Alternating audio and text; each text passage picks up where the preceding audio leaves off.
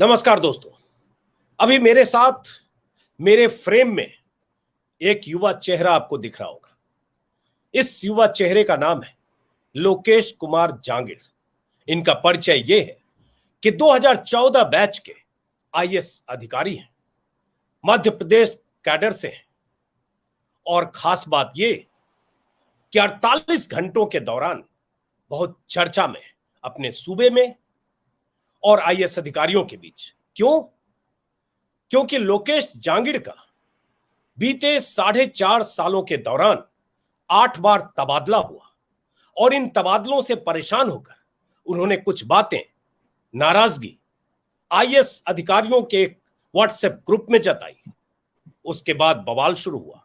IAS अधिकारियों के संगठन के मुखिया ने उन्हें नसीहत भी दी कि ऐसी बातें मत लिखो और इसे डिलीट करो, लेकिन वो अपनी बात पर न सिर्फ डटे रहे बल्कि उसी ग्रुप में उन्होंने फैज अहमद फैज की वो लाइनें लिख दी कि लाजिम है कि हम भी देखेंगे, और साथ में ये भी लिख दिया कि इस निजाम में ऐसे भी डिसेंट को कुचला जा रहा है, आप भी कुचल दीजिए।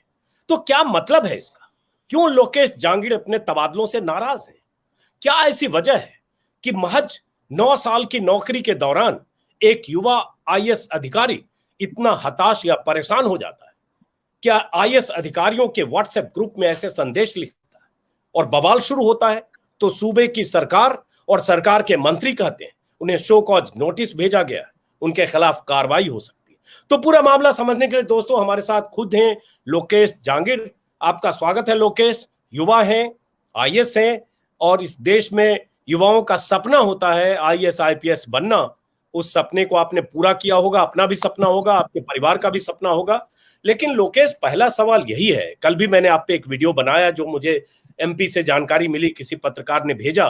पहला सवाल यही है कि नाराजगी क्यों हुई इतनी कि आपने व्हाट्सएप ग्रुप में बहुत सारी बातें लिख दी चैट में, जबकि यह कहा जा सकता है कि प्रशासन का या सरकार का अधिकार है तबादला करना, चाहे वो 4 महीने में करे या 6 महीने में करे।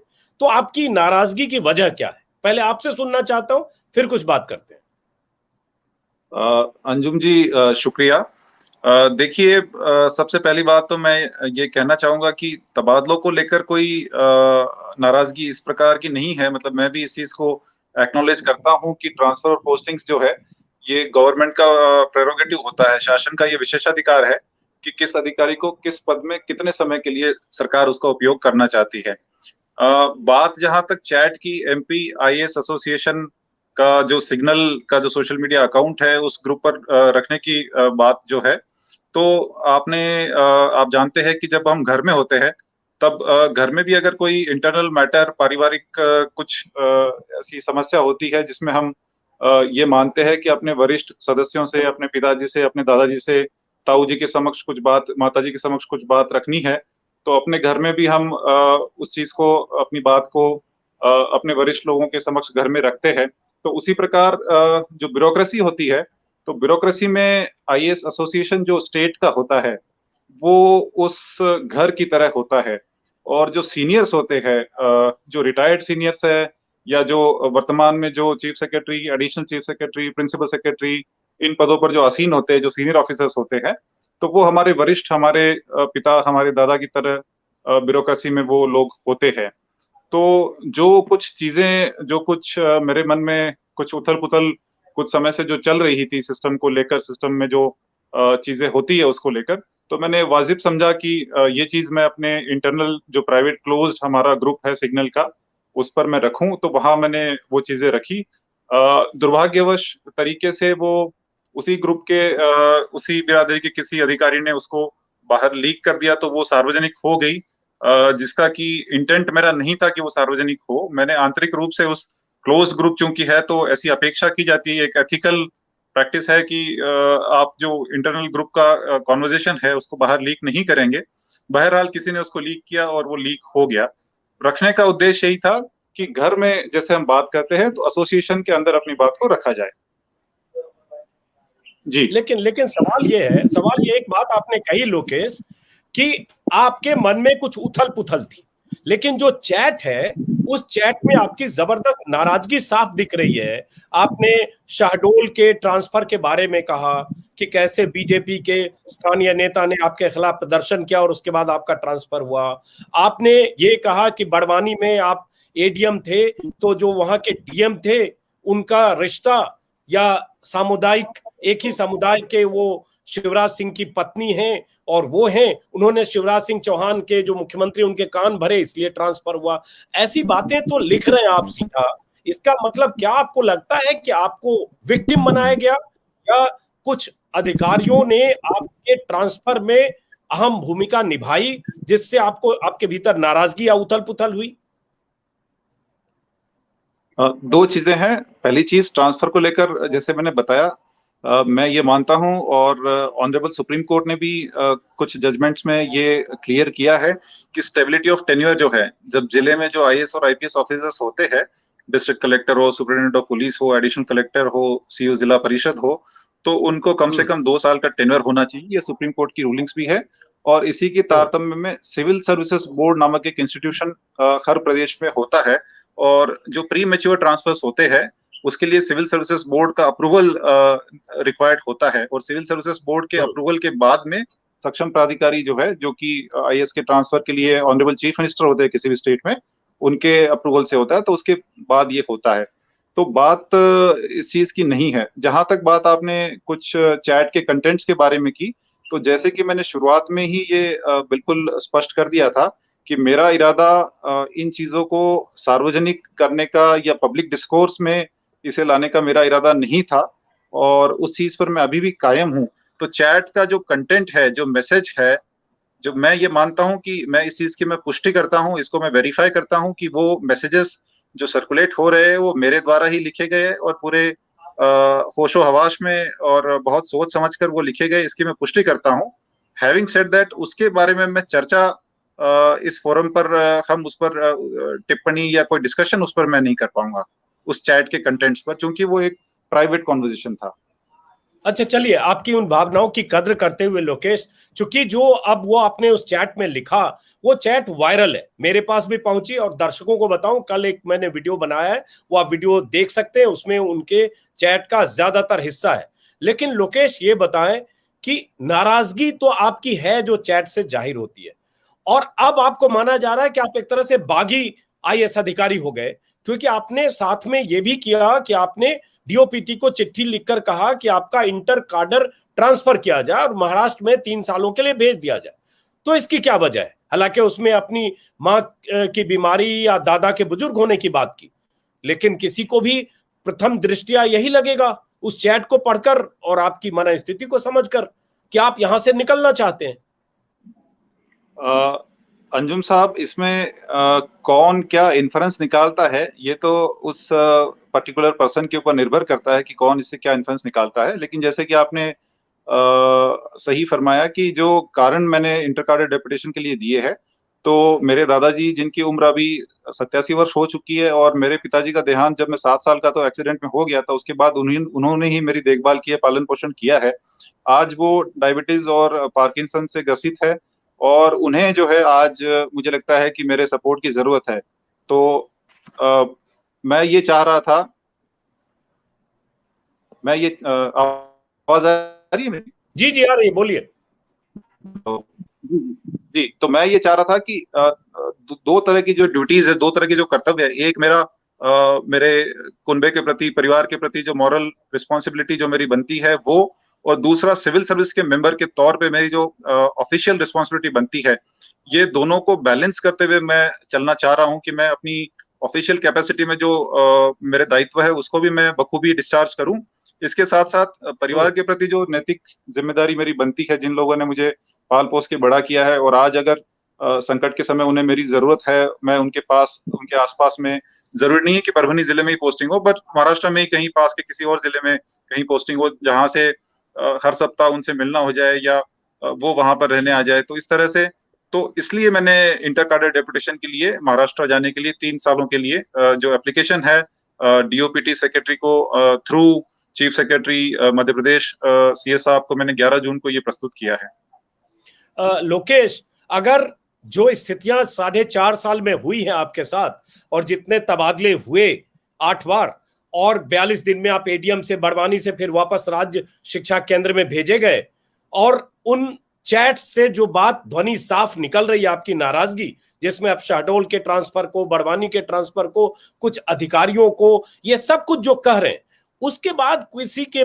गले ये बात नहीं उतरेगी, वो सब समझने के बाद कि जो आप वजह बता रहे हैं इंटर कार्डर ट्रांसफर का वही वजह है। लेकिन हाँ चलिए, आपने कहा कुछ चीजें नहीं डिस्कस करना चाहते, इसलिए उतना ही जवाब को मैं मान लेता हूं। लेकिन जैसे आपने चैट में लिखा, फिर भी मैं सवाल पूछता हूं, आपको जो जवाब देना होगा दीजिए, क्योंकि पब्लिक डोमेन में आपने लिखा कि interestingly while those who mint money from all kinds of mafia get transfer from field to field and those who impeccable in integrity get thrown to secretariat on transfer। ये जो आपने बात लिखी, ये बहुत सारे ईमानदार आईएएस अधिकारियों के अलग अलग राज्यों में शिकायत होती है कि उन्हें अच्छी पोस्टिंग नहीं दी जाती है, ग्राउंड में पोस्टिंग नहीं दी जाती है, उन्हें सचिवालय में संट कर दिया जाता है, और जिनके अच्छे रिश्ते होते हैं टॉप टू बॉटम, उन्हें अच्छी पोस्टिंग मिलती है, जिसे कई बार मलाईदार पोस्टिंग की जाती है। तो आपने बड़ा इल्जाम लगाया कि जिनके रिश्ते हैं माफिया से, all kind of those who mint money from all kinds of mafia, तो ये बड़ा इल्जाम लगाया है कि उन्हें फील्ड टू फील्ड ट्रांसफर होता है, और आप संट हैं, ये सामने है कि आप संटिंग में है। 4.5 साल में 8 बार ट्रांसफर हुआ। देखिए, कोई भी पोस्टिंग, मेरा ये मानना है कि कोई भी पोस्टिंग जो होती है वो बुरी पोस्टिंग नहीं होती है।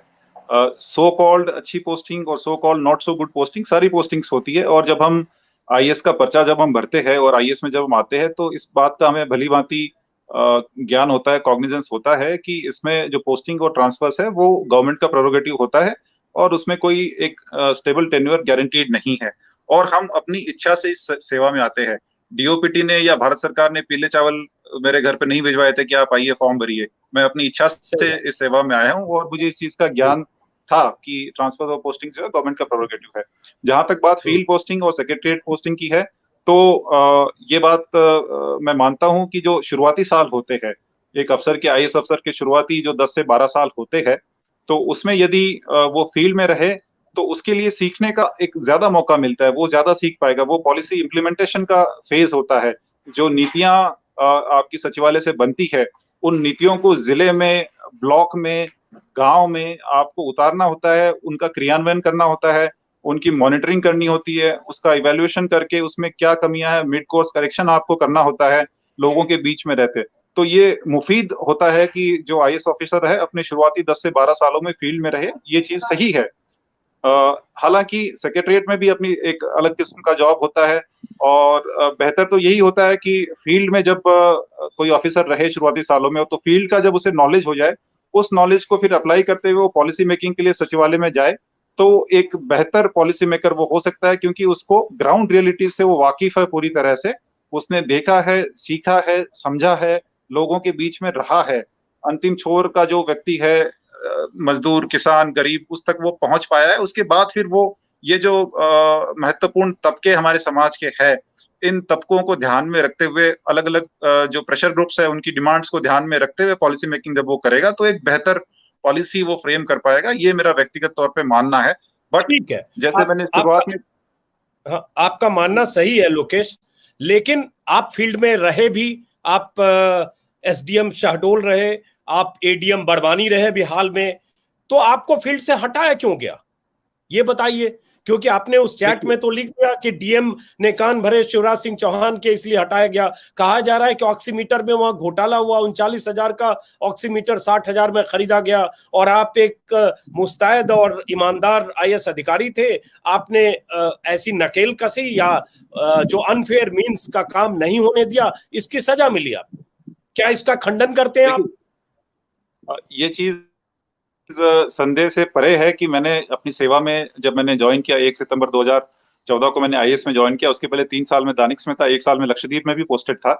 तो मेरी सेवा के जो लगभग 9.5 साल रहे हैं, तो उसमें हमेशा मैंने ईमानदारी से काम किया है। जो भी काम मुझे सौंपा गया है उसको पूरे डेडिकेशन के साथ में और एक इम्पेकेबल इंटेग्रिटी के साथ में उसको एग्जीक्यूट करने का हमेशा मैंने प्रयास किया है।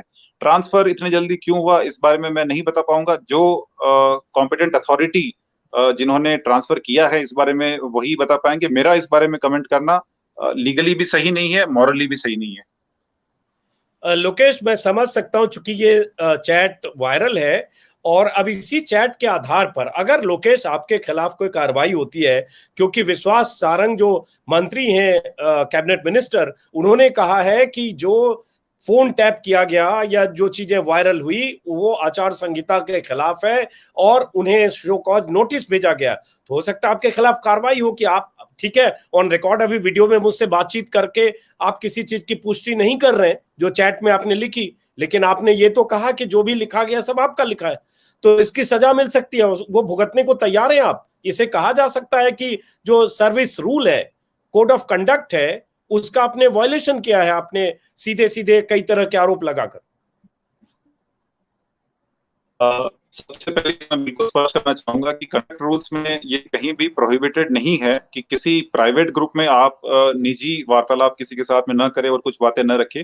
ये कंडक्ट रूल में नहीं है। कंडक्ट रूल केवल इस चीज को प्रोहिबिट करती है कि कोई भी शासकीय अधिकारी जो है, गवर्नमेंट ऑफ द डे की जो पॉलिसी है, सरकारी नीति जो है, उसका पब्लिक प्लेटफॉर्म पे, पब्लिक डिस्कोर्स पर जिस तरह से एक जर्नलिस्ट उसको क्रिटिसाइज कर सकता है, तो एक अधिकारी उसको क्रिटिसाइज नहीं कर सकता है। ये बंधन जरूर है, लेकिन किसी निजी ग्रुप में, किसी इनफॉर्मल अनौपचारिक ग्रुप में अपनी बात रखने को लेकर कंडक्ट रूल में कोई प्रोविजन मेरे नॉलेज के हिसाब से नहीं है।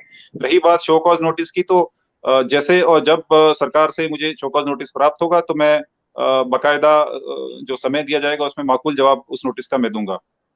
तो अभी आपको, आप कह रहे हैं कि आपको शो कॉज नोटिस अभी नहीं मिला है? मुझे शो कॉज नोटिस मिला है, मुझे शाम में ही शो कॉज नोटिस मिला है। उसको मैं इवेल्युएट कर रहा हूँ कि उसमें जो उन्होंने लीगल प्रोविजन साइट किए हैं क्या वो इस केस के लिए फिट बैठते या नहीं बैठते, तो मैं इवेल्युएट कर रहा हूँ। और कुछ जो मेरे लीगल फ्रैटर्निटी के जो दोस्त लोग हैं उनसे भी मैं उस पर चर्चा कर रहा हूँ। तो उसके बाद में क्योंकि 1 हफ्ते का समय मुझे दिया गया है, तो 1 हफ्ते के बाद में उसका मैं जवाब दूंगा। जब मैं जवाब दूंगा तो ऑब्वियसली वो पब्लिक डोमेन में रहेगा, आप सब उस जवाब को पढ़ पाएंगे। लोकेश, आपको क्या उर्दू शायरी में और उर्दू लिटरेचर में ऐसी चीजों में खास दिलचस्पी है? क्योंकि आपने अगर नज्म शेयर किया है, अगर आपने फैज अहमद फैज का जिक्र किया है, और लाजिम है कि हम भी देखेंगे, आपने वीडियो भी डाल दिया यूट्यूब का वो लिंक, और साथ में ये भी लिख दिया कि जिन्हें जो फ्लुएंट नहीं है उर्दू में वो चाहे तो गूगल सर्च कर सकते हैं, तो एक तरह से तंज भी आप कर रहे हैं। तो क्या आपकी ये दिलचस्पी है इस तरह की चीजों में? और एक बात, दूसरी चीज कि जानते हैं क्रांतिकारी लोग ये फैज अहमद फैज की ये लाइनें सुनाते हैं, और जो सुनाते हैं इस दौर में, इस निजाम में, उन्हें सजा भी मिल जा सकती है। तो आप, और फैज अहमद फैज की उन लाइनों का कहाँ इस्तेमाल हुआ है, कब कब, ये आपको पता होगा, चाहे पाकिस्तान हो चाहे हिंदुस्तान हो। जी जी जी जी। देखिए, उर्दू से मेरा जो रिश्ता है, वो दिल्ली में जब मैं तैयारी के लिए, जब मैं दिल्ली रहा था, 3 साल में आईएएस की तैयारी के दौरान मैं दिल्ली था, तो उस समय कई बार बल्ली मारान में गालिब की हवेली जाने का मौका वहां पर मिला। फिर गालिब का दीवान पढ़ा, फिर मीर तकी मीर को पढ़ा, फिर फैज अहमद फैज को पढ़ा। तो इस तरह से दिल्ली में जो सिविल्स की तैयारी के साथ साथ जो कुछ समय मिलता था, तो उसमें जैसे कुछ समय कुछ लोग जो है दूसरे डॉक्यूमेंट्रीज देखना पसंद करते हैं, या जो रियलिटी शोज देखना पसंद करते हैं, या सीरीज, जो वेब सीरीज का जो एक नया आजकल ट्रेंड चल चुका है, वो पसंद करते हैं। तो मुझे इन चीजों में थोड़ी सी कम दिलचस्पी है। तो मैं अपना गालिब का दीवान पढ़ता था, मैं वहाँ बल्ली महारान जाके घूमता था। तो उससे जो एक ये मैं कह सकता हूँ कि जो मरासिम उर्दू पोइट्री के साथ में, उर्दू शायरों के साथ में है। और कई बार दिल्ली में बहुत सारे मुशायरे होते हैं, उसमें मैं शिरकत करता था। जश्न रेख्ता जो होता है, इस प्रकार के, लाल किले में भी कुछ मुशायरे हुए, मॉडर्न स्कूल में भी कुछ मुशायरे, उसमें मैंने जो है एक ऑडियंस के तौर पे मैंने शिरकत किया। रही बात फैज साहब की नज्म जिसका आपने जिक्र किया, हम देखेंगे तो हाँ, मैं जानता हूँ जब जियाउल हक साहब जब डिक्टेटर थे पाकिस्तान में, और जब साड़ी के प्रयोग को बैन कर दिया गया था, उस समय डिक्टेटरशिप के अगेंस्ट इकबाल बानो ने काली साड़ी, ब्लैक साड़ी पहनकर उसको as a mark of protest वहां पर उसको प्रेजेंट किया था। उसका रेंडिशन जो है उन्होंने दिया था, जो आज भी मुझे लगता है कि पूरी दुनिया में जहां जहां एक अनजस्ट सिस्टम के खिलाफ आवाज उठाने के लिए जब कोई बात आती है, तो सबसे मुफीद नज्म मेरी राय में हम देखेंगे होती है। अब आखिरी बात की इसका आप ये बताइए आपकी 3 लाइन, 3 या 4 लाइन इसकी याद है, आप सुना सकते हैं? जी जी, फैज अहमद हम फैज। देखेंगे, हम देखेंगे, लाजिम है हम भी देखेंगे वो दिन के जिसका वादा, वो दिन के जिसका वादा है, जो लोहे अजल पे लिखा है। लोहे अजल यानी कि जो एटर्निटी की स्लेट जो है जिस पर लिखा है, और लाजिम यानी कि एसेंशियल है, ये मतलब आएगा ये एक दिन, ये लाजिम है कि हम भी देखेंगे। तो वो दिन के जिसका वादा है, लोहे अजल पे जो लिखा है हम देखेंगे। तो इससे आशय यही है कि एक ऐसा दिन आएगा, एक ऐसी सुबह आएगी, इससे मतलब वो सुबह कभी तो आएगी, वो भी जुड़ा हुआ याद आ गई, और वो सुबह हम ही से आएगी। तो एक एक दिन एक ऐसा सवेरा आएगा जब कुछ चीजें जो अपने आसपास में अभी उतनी बेहतर नहीं, जितनी बेहतर होनी चाहिए, हर जगह इंप्रूवमेंट के लिए स्कोप होता है, चाहे वो ब्यूरोक्रेटिक सिस्टम हो, चाहे कुछ और हो। ब्यूरोक्रेसी में भी बेहतरी के लिए जो है स्कोप होता है, और उस चीज पे हम कभी अलग से बहस व मुबाहिसा कर सकते हैं। लेकिन ये बात सही है कि ये बहुत ही पावरफुल, बहुत ही इंस्पिरेशनल नज्म फैज साहब की है, जिसको बहुत अलग अलग कॉन्टेक्स्ट में व्यक्ति अपने अपने हिसाब से उसका इन्फ्लुएंस निकाल सकता है। आपने भी बहुत अलग कॉन्टेक्स्ट में लिखते हुए उस चैट में लिख दिया कि इस निजाम में असहमति की आवाज को कुचला जा रहा है, आप भी कुचलिए। आपने आईएएस अधिकारियों के एसोसिएशन के अध्यक्ष को लिखा, उसके लेकिन आगे, इस उसके निजाम में आगे डिसेंट को कुचला जा रहा है, और उसके संदर्भ में आपने फैज साहब की नज्म का इस्तेमाल कर दिया। नहीं, मैं जैसे फिर से मैं तीसरी बार मैं दोहरा रहा हूँ कि जो चैट का कंटेंट है, उसके चलिए नेचर के बारे में, उसके रैशनल के बारे में मैं कोई पब्लिक टिप्पणी नहीं कर पाऊंगा। चलिए वापस चलते हैं। आपके जो लक्षण है, आप पढ़े लिखे हैं इसलिए मैं आपको सलाम करता हूं। संजोग से जैसे आपने दीवाने गालिब बोला, मेरे पीछे किताब में ये दीवाने गालिब यहाँ पीछे बुक शेल्फ में था, जो हमारा सहयोगी है तुरंत निकाल के दिया, देखिए हमारे पास भी है। और थोड़ी बहुत पढ़ने लिखने की आदत मेरी भी है, लेकिन मुझे लगता है चूंकि आईएएस की तैयारियों में लोग इतना पढ़ते हैं, उनके मुकाबले शायद हम सब कुछ नहीं है। हम जैसे लोगों का भी कभी सपना हमारे से ज्यादा हमारे पिता माता पिता का रहा होगा कि आईएएस बने, आईपीएस बने, आप तो बने।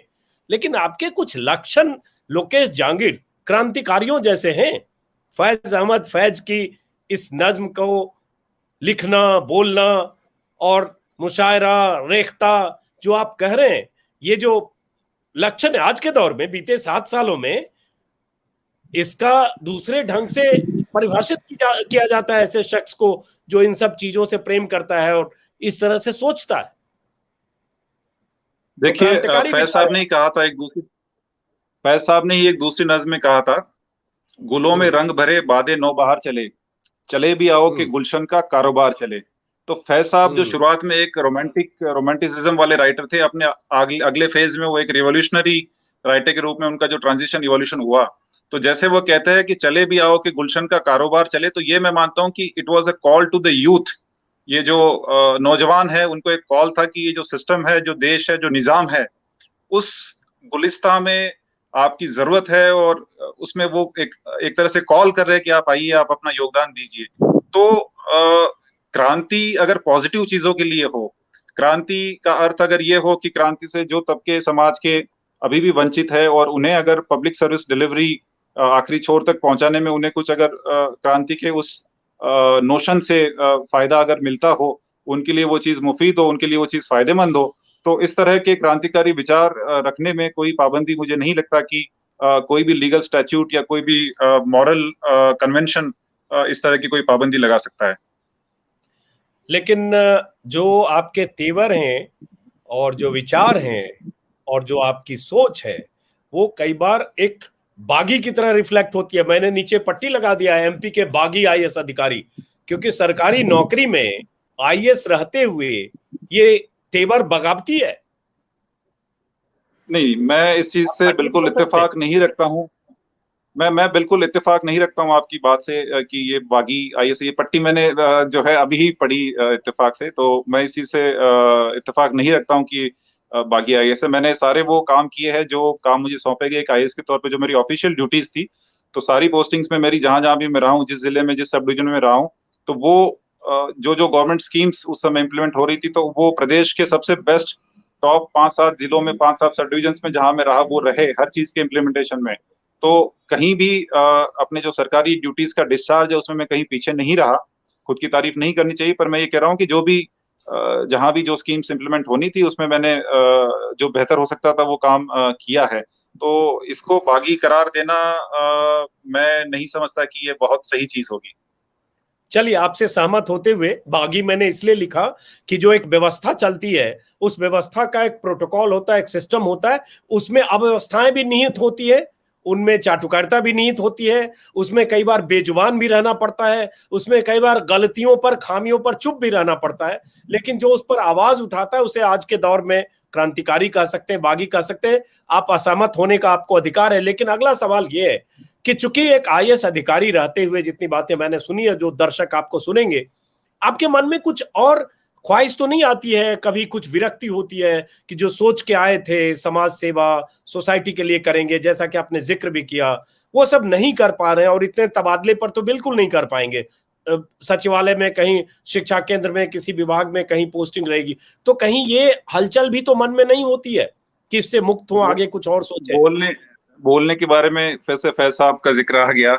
बोल के लब आजाद है तेरे, तो बोलना तो पड़ेगा। जब जब ऐसा मौका आएगा तो बोलना चाहिए, और उचित प्लेटफॉर्म को बोलना चाहिए।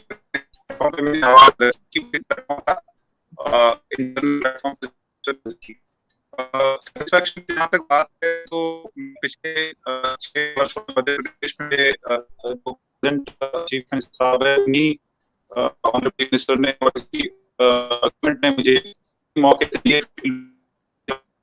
आदिवासी रहते हैं, शोर में जहाँ सभी आदिवासी रहते हैं, में जो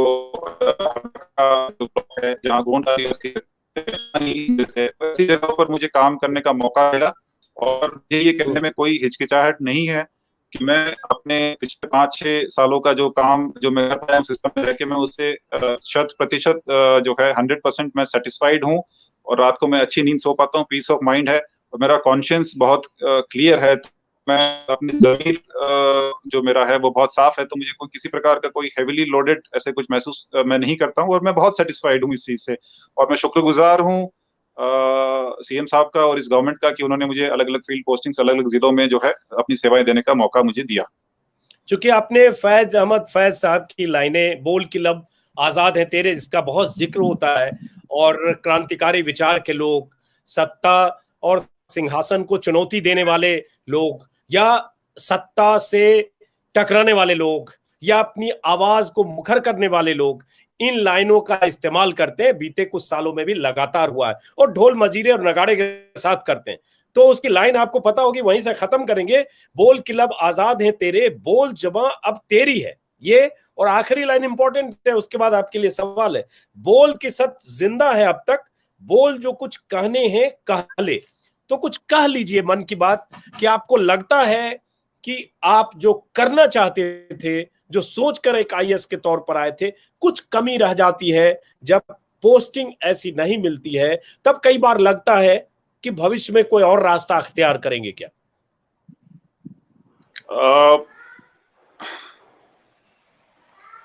मैं, आप जो इशारा कर रहे हैं वो आप साहिर साहब की तरफ इशारा कर रहे हैं। आपका इशारा है कि लो आज हमने छोड़ दिया रिश्ता उम्मीद, लो अब किसी से गिला ना करेंगे हम। प्यासा 1957 की आप बात कर रहे हैं, गुरुदत्त साहब की जो मेरी आज तक की फेवरेट फिल्म है, उस फिल्म की आप बात कर रहे हैं। लेकिन मैं ये कहना चाहूंगा कि इस कॉन्टेक्स्ट में वो बिल्कुल भी फिट नहीं बैठता है। मैं बहुत ही ऑप्टिमिस्टिक, आशावादी किस्म का इंसान हूँ, और मुझे अपने सिविल सर्विसेज के करियर से कोई अफसोस नहीं है, कोई रिग्रेट्स नहीं है। अगर मुझे दूसरी बार मौका मिलता है, गिवन अ सेकेंड चांस, मैं ये 6 साल बिल्कुल उसी तरह से फिर से जीऊंगा, सारी चीजें बिल्कुल उसी प्रकार से करूंगा जो मैंने पिछले 6 वर्षों में की है। और अगले जन्म में यदि आईएएस बनने का मौका मिलता है तो मैं फिर से आईएएस बनूंगा, और अगर काडर चुनने का मौका मिलता है तो शायद फिर से मध्य प्रदेश को चुनूंगा।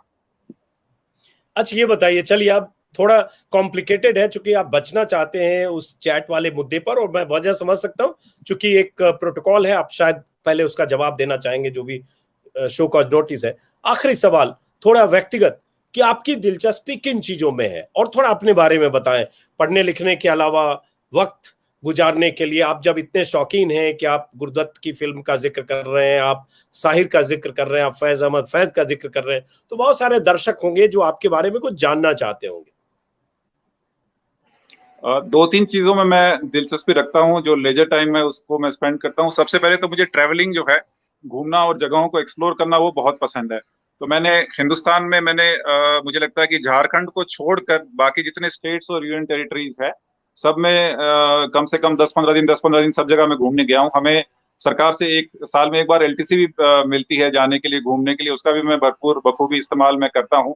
तो घूमना फिरना मुझे पसंद है। भारत में मुझे लक्षद्वीप आइलैंड्स जो है सबसे मेरी पसंदीदा जगह है, जहाँ मैं मतलब विजिट करना मैं पसंद करता हूँ। वहां मैं साल भर रहा भी हूँ, तो वहां से एक अजीब किस्म का लगाव, एक दिल का रिश्ता लक्षद्वीप से जुड़ा हुआ है। दूसरा, जैसे आपको पहले मैंने बताया कि उर्दू पोएट्री, मैं उर्दू स्क्रिप्ट में नहीं जानता हूँ, पर उसका जो रोमन में या देवनागरी में जो स्क्रिप्ट में जो लिखी होती है उर्दू पोएट्री, उसको मैं पढ़ता हूँ। गजलें सुनना मुझे बेहद पसंद है। मैं मेहदी हसन साहब का बहुत बड़ा फैन हूँ। मैं मेहदी हसन साहब की गजलें बहुत सुनता हूँ। जगजीत सिंह साहब की गजलें भी कभी कभी मैं सुन लेता हूँ। फरीदा खानम की गजलें मैं सुन लेता हूँ।